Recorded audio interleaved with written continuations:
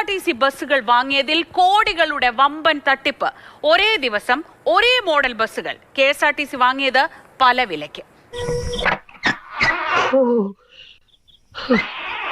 കോടികളുടെ അഴിമതി തുറന്നു കാട്ടുന്ന പർച്ചേസ് വിവരങ്ങൾ മാതൃഭൂമി ന്യൂസിന് ലഭിച്ചു.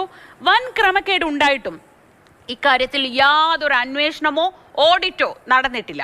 Mathrubhumi news investigation. ഒരു നല്ല കാര്യത്തിന് പോകുമ്പോഴെങ്കിലും അറം പറ്റുന്ന വാക്കുകൾ പറയാതടാ. ഇനി ദേ അച്ഛന്റെ അമ്മയുടെ കാല് തൊട്ട് വന്നിച്ച് അനുഗ്രഹം വാങ്ങിക്കുക. 2 പേന, ഒരേ കമ്പനി, ഒരേ നിറം, ഒരേ വില, 5 രൂപ. സാമാന്യ ബുദ്ധിയുള്ള ആരെങ്കിലും ഈ 5 രൂപയുടെ പേന 8 രൂപയ്ക്ക് വാങ്ങുമോ? വാങ്ങില്ലല്ലോ. പക്ഷെ കഴിഞ്ഞ കാര്യങ്ങളൊന്നും ഓർമ്മയുണ്ടാവില്ല. കൊച്ചു കുഞ്ഞുങ്ങളെ പോലെ കൈയും കാലോട്ട് അടിക്കുന്ന കണ്ടില്ലേ?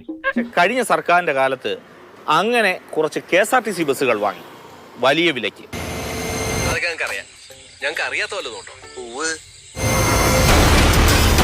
KL 15A 2977 കാട്ടാക്കടയിൽ നിന്നും സുൽത്താൻ ബത്തേരി ഓടുന്ന സൂപ്പർ ഫാസ്റ്റ് വണ്ടി വാങ്ങിയത് 2025 നവംബർ 20-ന്. ഈ ശ്രേണിയിലുള്ള ബസ്സുകൾ വാങ്ങിയതിലാണ് വൻ ക്രമക്കേട്. നവംബർ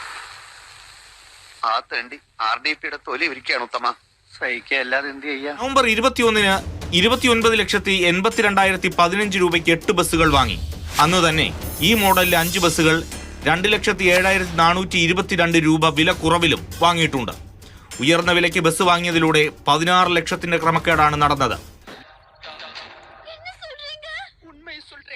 മോഡൽ 1, ഡീലർ 1, 2 വില. കണക്കിലെ കള്ളക്കളികൾ പിന്നെയുമുണ്ട്. 2025 നവംബറിലും ഡിസംബറിലും ഇതേ തട്ടിപ്പ് നടന്നിട്ടുണ്ട്. 8 ബസ്സുകൾ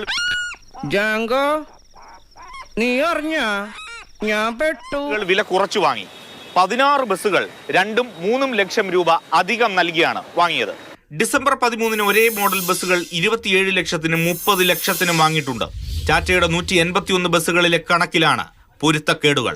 2026 ഫെബ്രുവരി വരെ നടത്തിയ പർച്ചേസിൽ ഇത്തരം ക്രമക്കേടുകൾ നിരന്തരം പ്രകടമാണ്. KSRTC ബസ്സുകളുടെ പർച്ചേസിൽ വമ്പൻ അഴിമതി ഉണ്ടെന്ന പരാതികൾ മുമ്പും ഉയർന്നിട്ടുണ്ട്.